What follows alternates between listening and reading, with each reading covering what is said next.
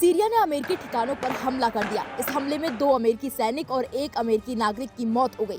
इस हमले के बाद अमेरिकी राष्ट्रपति डोनाल्ड ट्रंप गुस्से में हैं और उन्होंने साफ कहा है इसका बहुत गंभीर बदला लिया जाएगा।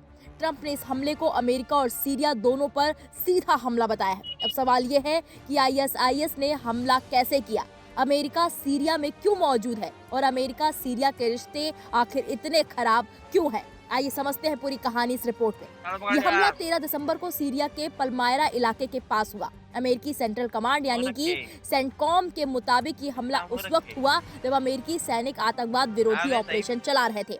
हमला करने वाला एक अकेला आईएसआईएस बंदूकधारी था जिसने अचानक घात लगाकर फायरिंग शुरू कर दी। इस हमले में 2 अमेरिकी सैनिक और एक सिविलियन इंटरप्रेटर की मौत हो गई, जबकि 3 अमेरिकी सैनिक घायल हुए हैं। हमलावर को मौके पर ही अमेरिकी और सहयोगी बलों ने मार गिराया। इस हमले के बाद अमेरिकी राष्ट्रपति डोनाल्ड ट्रंप ने बड़ा बयान दिया है। व्हाइट हाउस में पत्रकारों से बात करते हुए ट्रंप ने कहा, मारे गए लोग 3 महान देशभक्त थे। ये हमला अमेरिका और सीरिया दोनों पर था। हम इसका जवाब जरूर देंगे। इसके बाद ट्रंप ने ट्रुथ सोशल पर भी लिखा कि आईएसआईएस को बहुत गंभीर जवाबी कार्रवाई का सामना करना पड़ेगा, यानी कि आईएसआईएस से बदला लिया जाएगा। ट्रंप ने यह भी बताया कि सीरिया के नए राष्ट्रपति अहमद अल-शारा इस हमले से बेहद नाराज और विचलित हैं। हमला उस इलाके में हुआ जो अभी पूरी तरह सीरियाई सरकार के नियंत्रण में नहीं है और जिसे बेहद खतरनाक इलाका माना जाता है। फिलहाल सीरिया में करीब 900 अमेरिकी सैनिक मौजूद हैं जो आईएसआईएस के खिलाफ अभियान में लगे हुए हैं। अब समझते हैं अमेरिका और सीरिया के रिश्ते इतने खराब क्यों हैं। सीरिया और अमेरिका के रिश्ते दशकों से तनावपूर्ण रहे हैं। अमेरिका लंबे समय से सीरिया पर तानाशाही, मानवाधिकार उल्लंघन और आतंकी संगठनों को समर्थन देने का आरोप लगाता रहा है।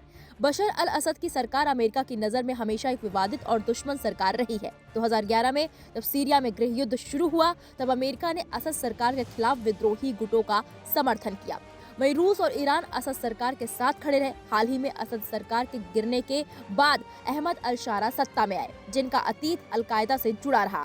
हालांकि ट्रंप ने उनसे मुलाकात से पहले उनका वैश्विक आतंकी दर्जा हटा दिया था, लेकिन भरोसा अब भी पूरी तरह से नहीं बन पाया है।